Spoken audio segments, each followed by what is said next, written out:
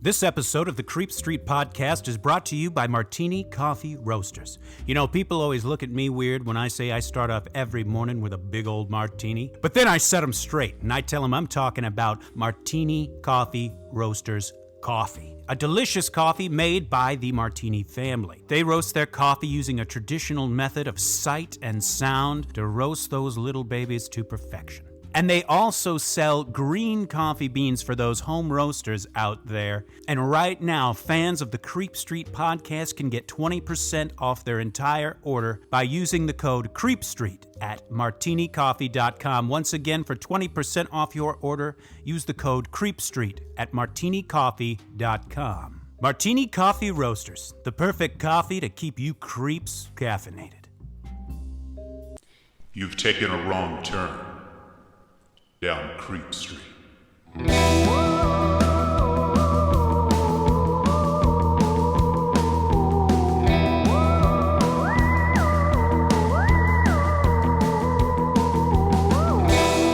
Citizens of the Milky Way, this is Maureen Bogey. And this is Dylan Hackworth. And you are listening to the Creep Street Podcast. Ooh, feels good, doesn't it? Oh, yeah. Oh, yeah. Feels good to be back. Everyone, welcome. We are so happy to have you here today. We're so happy to have you listening, tuning in, all the above. You guys are great. Keep it up. To be kept up on what we're doing, feel free to check us out on Instagram at Creep Street Podcast, Twitter at Creep Street Pod. We're also on Facebook, and on our Facebook, we have a subgroup called Citizens of the Milky Way, which is just a little forum where anyone can post articles, memes, funny stories, questions, anything like that. And on there, we always reveal a little early what we're going to be doing for that week for our episode. So feel free to check that out. Once again, that's on Facebook. It is called Citizens of the Milky Way. Now, if one episode a week is just not cutting it. It's not. It's not, folks. It's not. It's just not doing it. It's simply not. But the good news is we have the solution to your woes. It is at patreon.com/creepstreetpodcast. And there we have all sorts of bonus content. We have movie reviews, movie commentaries, short stories, full bonus episodes, and anything and everything in between.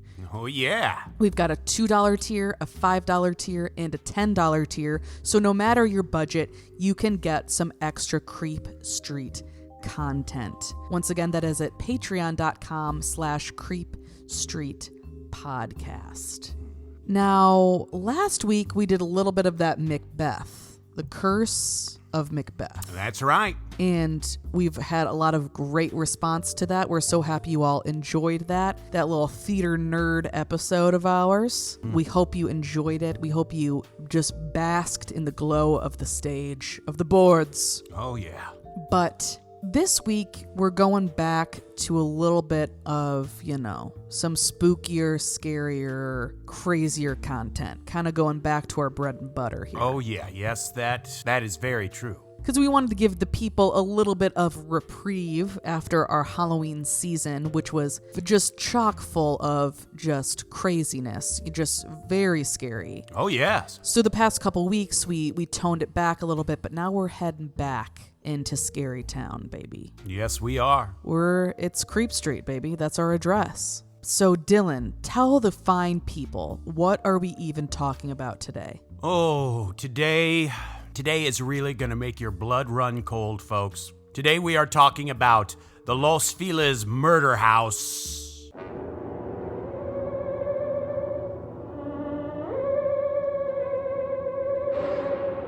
Oh, that's right. We are jumping into a creepy, awful story of true crime with a little splash of the paranormal. Mm-hmm. And let me butter you up with my sources here. Of course, I read a book, Ghost Stories Volume 2 by H.J. Tidy, The Los Feliz Mansion Murders by a YouTuber named Bella Fiore, and Ghost Adventures, that's right, Ghost Adventures, Season 25, Episodes 19 and 20. Damn, Season 25. I know, right? They've been doing it for a while now, folks. Yeah, dang. God bless. Well, the tragic murder-suicide at the Los Feliz mansion has captivated people since its happening in 1959. And if you live in the Los Angeles area, you almost certainly have heard of it. It's been the focus of countless true crime investigations as well as paranormal investigations. That's right. In fact, as you could tell from our sources I listed, the murder house was even the subject of a 2-part episode of Ghost Adventures. So you know it's good. Oh, yeah. And what is so shocking was it happened to a family that seemed, by all accounts, to be the ideal picture of a happy family. They were healthy. They were successful. They seemed to be endlessly in love with one another. What happened? And what has stalked the halls of this house ever since? Now, this story concerns the Perelson family. There was Harold Perelson, a celebrated cardiothoracic surgeon, his wife Lillian, and their 3 children, Judy, Joel, and Debbie. As I said before, everyone who knew the Perelsons seemed to think that they were just a normal family. Harold Perelson grew up in the East Coast. He was the son of 2 European immigrants, and he did quite well. No matter what he put his mind to, he excelled, all the way up to when he grew up and he went to medical school, and he was kind of like brilliant in many ways. In 1941, Harold and his wife Lillian had their first child, Judy. 5 years later, they would have their son, Joel, and then just a couple years after that, in 1948, they would welcome their 3rd child, Debbie. They often had guests over for dinner or to babysit the kids, what have you, and everyone really liked the Perelsons. Harold, in particular, was said to love his wife and children dearly, and he worked his butt off not only in his career, but just to rise to the top of it. Oh, yeah. He didn't just want to break into the medical field, he had to be one of the best. In addition to being a surgeon, Harold was a keynote speaker at many medical conferences across the country. I guess he also created a unique type of syringe that had a lot of promise. He was pretty brilliant in that way. Okay. Neighbors who knew the family said the kids seemed to be very healthy and happy, just your average kids for that day. Judy, the eldest child, was described as being very sweet-natured and well-liked. She attended Barrister High School, and according to a 1958 yearbook, Judy was a member of the Girls' League and even a secretary for the Student Body Council. She was very popular in high school. In the early 1950s, the prosperous family moved into the palatial home located at 2475 Glendower Place. The home was designed in the Spanish Revival style and was so big that it was technically a mansion. So yeah, the family must have been doing at least somewhat okay. Oh, yeah. It seemed like the dream writ large. According to a real estate listing that was posted at the time, the home contained 12 rooms, incredible views, and immaculate gardens. It had a tiled entryway and a beautiful stairway that led to the living room, dining room, fireplace, and breakfast room, a den, and even a beautiful glass conservatory. Apparently, the second floor alone had 4 bedrooms, 3 bathrooms, and even a bar and a ballroom on the 3rd floor. Wow. The home even had quarters for a house staff to live, even though the Perelsons did not employ any house staff. According to my source, it seems that those parts of the house just remained pretty much unused. So there's houses so big, they weren't even able to use it all. Oh, my God. Yeah, I mean, 3 kids isn't something to shake a stick at, don't get me wrong, but I mean, it's only 5 people in the dang house, and they got all of this space. That's right. The neighborhood was very much sought after as well, located in Los Feliz, an affluent suburb of Los Angeles. In all, the Perelsons paid $60,000 for the house, which would be roughly $500,000 today. But just to put things into perspective, the house was recently bought for over $2 million. So it's in a very nice part of LA. Yeah. So like I said, here we have a family that you would think was the ideal picture of the American family. They worked hard, they were well liked, and they were able to live comfortably, or so it seemed. But in reality, there was trouble brewing beneath the surface. By 1959, this was just a few years after the family had purchased the home, they found themselves in dire financial straits. That special syringe that Harold had created was not becoming the monumental, groundbreaking success he thought it would be, but not because the design or anything like that was flawed. You see, years earlier, he had entered into a partnership with a man who went by the name Edward Shoestack. And Shoestack claimed that he knew how to market this syringe in a way that would make it a game changer and make them both wildly rich.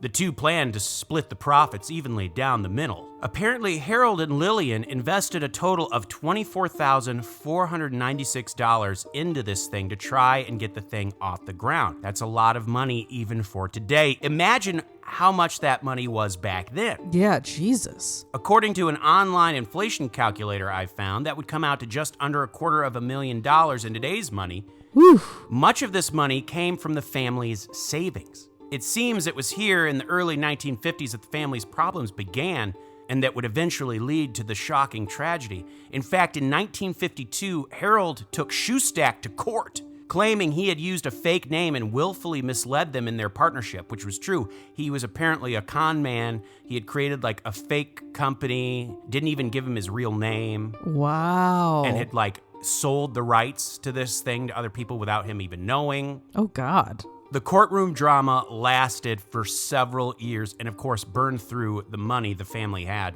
Later, a reporter named Jeff Maish would go through old letters the family had written and found one where the eldest daughter, Judy, had written to one of their aunts, talking about the family's financial troubles, saying, "My family is on the merry-go-round again. Same problems, same worries, only tenfold. My parents, so to speak, are in a bind financially."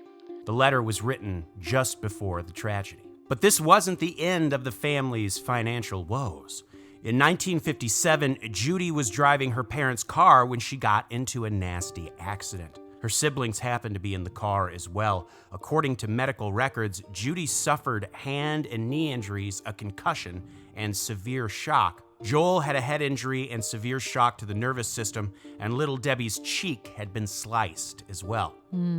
The medical bills were a big problem for the family, so in an attempt to pay them, Harold took the other driver to court. It was a woman, and was suing for $50,000 in damages. Oh, my God. Which was an insane amount. Consider that with inflation and everything, an insane amount of money. Yeah. But he only won $10,000. This was bad because the legal fees alone were more than $10,000. Right. This put the family in even worse financial strain. All of this was stressful for the family, but especially Harold. It apparently greatly affected his psychological health and even his physical health as well. He would later suffer more than one heart attack, which impacted his ability to work, and he was even hospitalized for stretches of time as well. And of course, this only threw more fuel onto the fire that was the family's finances. Yeah, so I mean, this kind of thing, we've heard this time and time again with these issues with people where it's like, even though they're seemingly rich, like they're doing what they're very well off and all this stuff, like it can just, something can really turn it the other way quickly, where even though you still live in this nice house and you know all this stuff, you know, you still have all these financial woes. Right. It makes me think of the Watcher series we just watched. Yeah. You know what I mean? How like it's all about appearances in a lot of ways. Well, this of course leads us to the tragedy at the center of our story. It was now December of 1959 and the holiday season was in full swing. Houses were decorated, street fronts were all lit up, but all was not well in the Perelson home. Sometime in the early morning hours of December 6th, Harold Perelson had some sort of psychological break. It was around 4:30 in the morning when Harold got up from bed, retrieved a ball-peen hammer, and went back to his bedroom where his wife Lillian lay sleeping. Armed with the hammer, he lifted it up above his head and brought it down hard on the back of Lillian's head. Oh.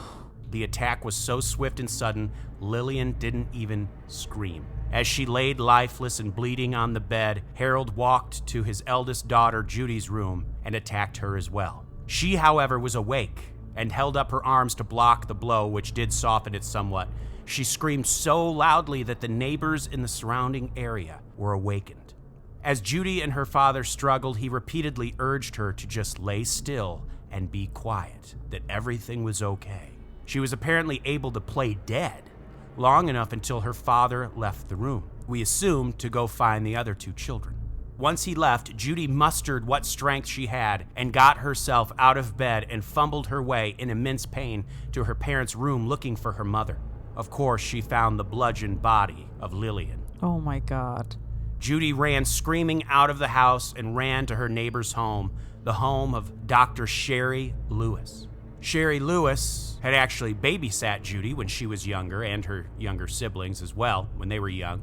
So the Lewis family was quite close to the Perelson family. Judy banged on their door until they opened it, and the Lewises were horrified to find Judy covered in blood, wounded, and telling of the horrors her father had committed next door.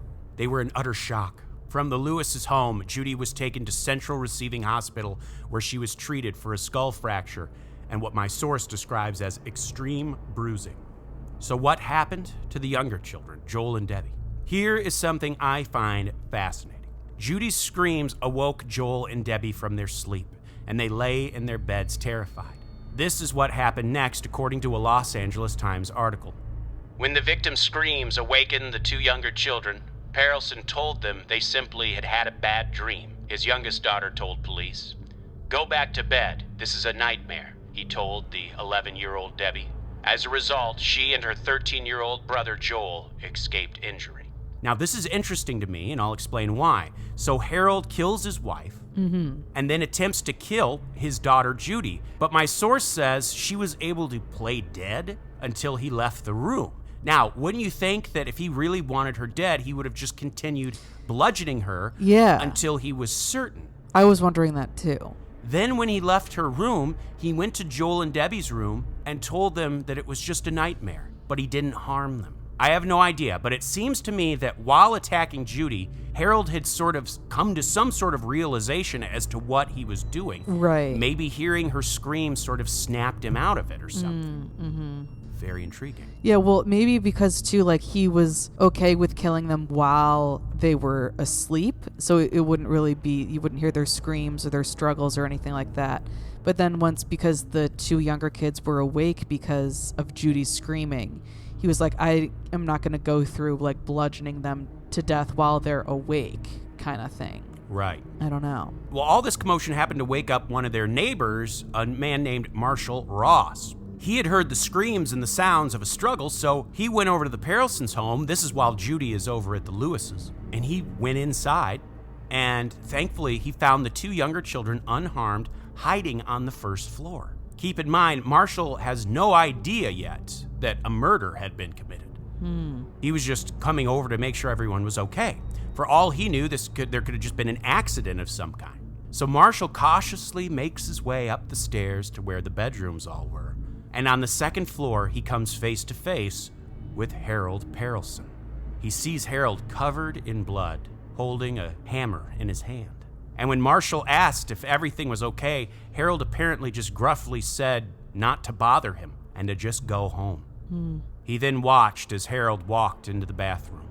Well, Marshall is unaware that there's a dead body just a few feet from him in one of the bedrooms, so he figured this was a family issue and he should just butt out. So he goes back home. Inside the bathroom, Harold rummaged through the medicine cabinet, grabbing a bottle of barbiturates called Nembutal. He grabbed a number of other pills too, including codeine and tranquilizers. Everything he touched was smeared with his wife's blood. And a side note, according to my source, Nembutal is apparently what they think killed Judy Garland. Oh, really? Keep in mind, Harold works in the medical field, so he was grabbing drugs that he knew would get the job done. He knew. Right. He swallowed a bunch of the pills and then went back to his bedroom, where he laid next to the body of his dead wife. Oof. And he waited for the pills to kick in. Now, about 15 minutes after Marshall Ross had checked on the family, LAPD showed up. And entering the house, they could immediately tell that something was up. They went up the staircase and to the master bedroom, where they found Harold. He was now laying on the floor, barely breathing. He was barely alive, barely breathing, covered in blood, the hammer still in his hand. Oof. And though he was still breathing, he would be dead before the ambulance would arrive. Lillian, his wife, now this is dark, actually died of asphyxiation, having drowned in her own blood. Oh my God. So on that cold December morning, both Lillian and Harold were dead, Judy badly beaten, and all three Perelson children were now without parents. The police immediately launched an investigation, and they turned up some interesting, if not baffling, clues. The first strange clue that they found was on Harold's nightstand by the bed. There they found a copy of Dante's Divine Comedy, laying open to a page and a section called Canto 1, and a passage highlighted that read, "Midway upon the journey of our life, I found myself within a forest dark, for the straightforward pathway had been lost." Now, obviously, this could mean something, or it could mean absolutely nothing. It could be irrelevant. Right. It's easy to read into that passage and take it as a parallel to what Harold was going through. Had he found himself in a dark place with no conceivable way out? People have wondered. Sure, the family was in bad financial straits, but why would that make him attempt to kill his family? Right. It would be awful and tragic enough if Harold felt lost and decided to take his own life, but why the whole family? This lends itself to why he may not have actually killed Judy and the other kids. Maybe hearing his daughter scream, like I said, sort of snapped him out of it. Yeah. And what's also weird was that police were able to tell he went to sleep. He had been reading the book when he went to sleep, and then at 4:30 in the morning just got out of bed. So weird. It's almost like he woke up another person. Right. That is so bizarre. When police searched the family's cars, they turned up an interesting clue. They found a note that Judy had written to her aunt telling of the family's financial struggles. In it, Judy also mentions potentially finding a job to help with the family's finances, as it made her sad to see them so stressed about money. She wanted to help. Well, for the police, this painted a clear picture in their heads. Between the book in the bedroom and the note in the car, they figured that the family was under financial strain. And Harold felt like a failure, and apparently he didn't want Lillian to work either because, he was old-fashioned that way, and, it's 1959. She was kind of just a homemaker. He wanted to be the breadwinner. Now, given his career, he probably did make plenty of money and was able to do that, but because of bad investments and court fees, it ruined them financially. Perhaps he felt like a failure and, in an unwell state of mind, felt as though the only thing he could do was to take his and his family's lives. Apparently, from what police could tell, there was nothing that had happened the night before that would lend itself to the tragedy that happened. The family had dinner together on the evening of December 5th and did their usual things around the house. So between the time they went to bed and when the incident happened at 4:30 a.m., what went wrong? Yeah, because like you said, being in these intense financial straits is definitely very stressful and scary, but then to kill your wife and potentially your children because of it, Right. That's a whole other level there. Well, this might have satisfied the police, but the neighbors knew there was more to this story. Oh. As you remember, it was Dr. Sherry Lewis who called the police when Judy came over. Her family was very close with the Perelsons and could never in a million years have imagined that something like this would have happened. Her husband was actually a lawyer, and he did a bit of digging to see what he could find out, and find things he did.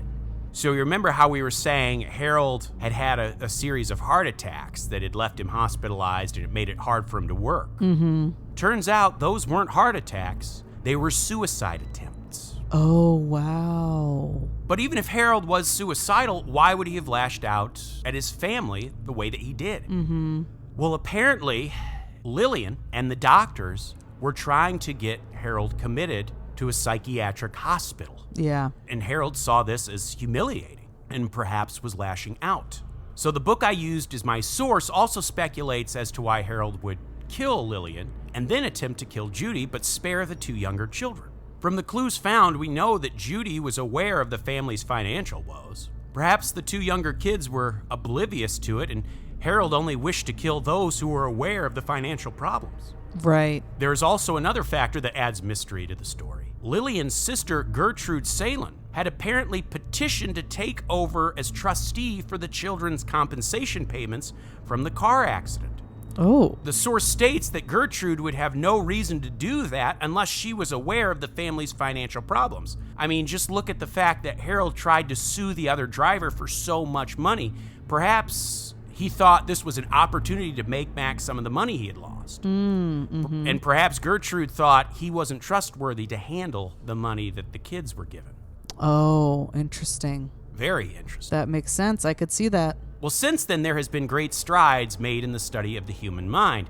And according to the source, modern-day psychologists who have studied this case say that Harold fits the ideal description of a narcissist. Oh. Psychologist Dr. Adams, who specializes in the studying men who murder their families, had this to say.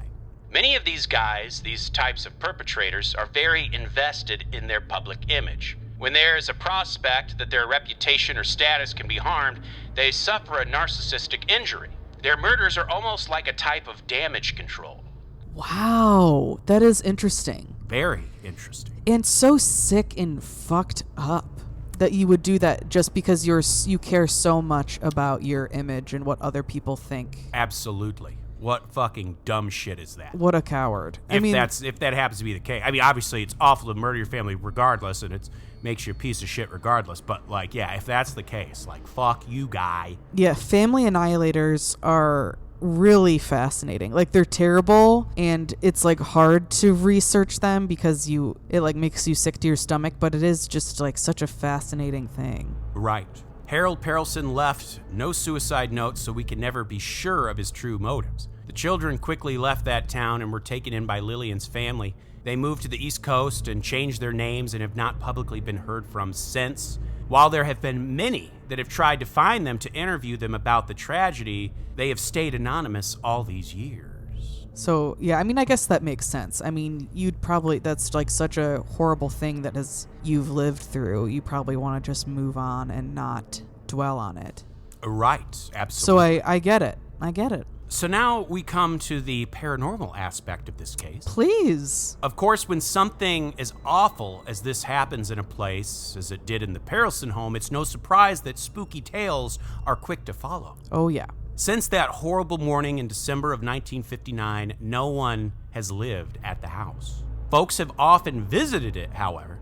Before security cameras were installed at the place, squatters looking for shelter would often stay there. It's very likely that many of these squatters were unaware of the tragedy that had happened there, that they only knew the place was just vacant and they needed a place to stay. Right. And of course, thrill seekers have often visited the place looking for scares. It's said the house itself has an eerie, unsettling feeling, like there's a quiet there that's just too quiet, you know? Mm-hmm. Folks who have been brave enough to venture inside have reported hearing whispers, voices talking, and the sound of painful moans. In some cases, people have reported this eerie silence being broken by the sound of a woman's blood-curdling scream, Oof. followed by the sound of a thud. Other folks claim to hear the sound of a man moaning, and while inside, there is the sense that something bad is about to happen. Yeah, I mean, makes sense. If something so intense happened in this place, it only makes sense that there would be some kind of energetic footprint there or something. Right. And even once you leave the house, it takes a while for that feeling of dread to go away, as if the essence of the house was following you. Ooh. Some people have reported seeing the face of a woman in the window, and then it's gone again in the blink of an eye. Oof. One neighbor named Sherry Watterson had quite the story to tell. She had been hearing all these stories about the house, so one night she thought she would have a gander for herself. Well, unbeknownst to her, a security system had recently been installed there. And when she entered through the back door, the alarms went off. Well, right at that same time, a spider even bit her hand, and immediately it began to throb with pain and even bleed. She had to have it treated by a doctor. Oh my God. But that isn't even the wildest part. Okay, pop off. The next day, Sherry claimed that her own back door alarm would suddenly go off, as if someone, an intruder, was entering through the back door. Woof. And it would happen for a few nights, over and over again. Wow. But of course, there would be no one there. It's almost as if something from the Perelson house was saying, "How do you like it?" Mm-hmm. You know what I mean? How It was do you like doing just- to her Mm-hmm. what she did to it. Yeah. In Brian Klain's book, Hollywood Obscura, he writes about a few things that paranormal investigators have encountered while at the home. It seems the entity most often encountered is a female spirit. She will suddenly appear and scream out, "No," and then disappear again, after which the house falls under that deathly silence. Ooh. And of course, they often report seeing a woman in the window, who then disappears moments later. Some wonder if because Lillian's death was so sudden, perhaps she isn't even aware that she's dead. Oh yeah. Yep. I mean, we've heard of this many times, time and time again. And as we know, sometimes a male voice is heard as well. Is this the spirit of Harold there as well? Are these intelligent hauntings? Or is the murder just kind of replaying itself over and over every night like a record? Right. Is it an intelligent haunting or a residual haunting? Absolutely. As we know, the house has remained virtually empty since the tragedy in 1959. What's interesting is the house was actually purchased not even a year later, in 1960, by an Emily and Julian Enriquez, but they never actually moved into the house. But there are a lot of strange questions that have arisen. Journalist Jeff Maish has investigated the story often. For example, a true crime blogger named Jennifer Cray broke into the house and took many photos and posted them to her blog. Examining the photos, Maish found some inconsistencies. For example, there were SpaghettiOs in the kitchen, an item not marketed to the public until 1965. A magazine was in one of the photos, which was not published until May 9th, 1960, but most glaringly obvious was there was a Christmas tree in the photos. Yes, the tragedy did happen in December, but the Perelson family was Jewish.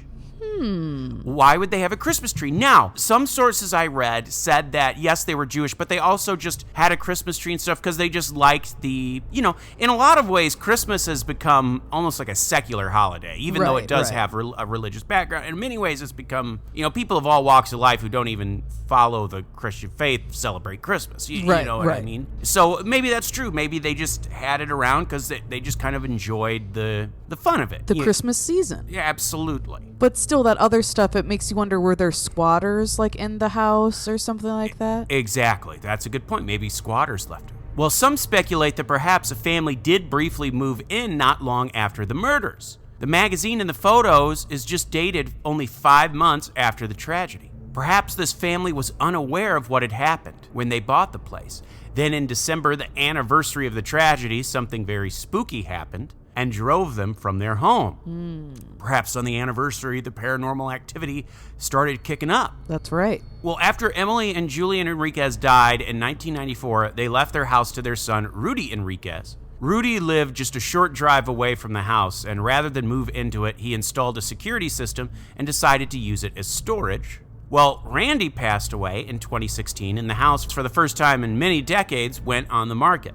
The house was sold to a buyer in 2020 when it was purchased by a corporation called the Lux Manor Custom Home Builders. But since purchasing it, they have just left it there undisturbed. So weird. So weird. And of course, just a little something extra. Well, wouldn't you know it, Ghost Adventures did a 2-part episode. Of course they did. They got to do it. And there's some incredibly fun stuff there. We highly recommend you go check that out. Yeah, Ghost Adventures always has a good time on there. And, so it's kind of one of those things where it's like, there could be paranormal activity in the house. There could not be paranormal activity in the house. Was there paranormal activity before the murders, or is this all from after the murders? Oh.